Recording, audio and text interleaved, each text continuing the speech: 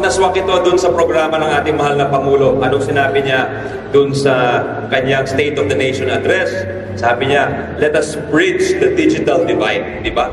Huwag lang natin hindi lang yung classroom divide, pati yung digital divide. Dahil alam niya, yung kinabukasan ng ating kabataan, ng ating mga bata, ng ating mga learners, ay hindi necessarily brick and mortar. Nasa digital. The future is digital. Alam na alam, techie po si President Bongbong.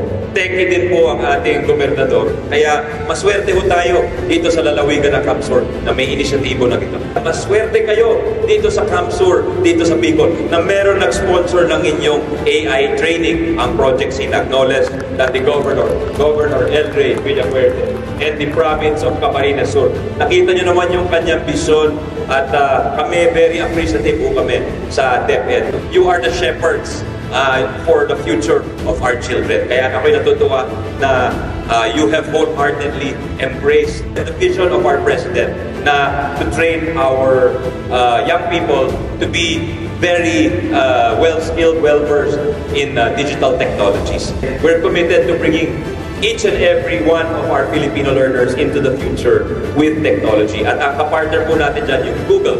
Isa sa pinakaunang ginawa natin when just a few months into our term as Ed Secretary, kausap natin yung Google. Meron kayong Google licenses. There are 1 million Google licenses that DepEd negotiated. So lahat kayo meron yan. Gamitin nyo po yan. At pretty soon, we will maximize all the technology of Google.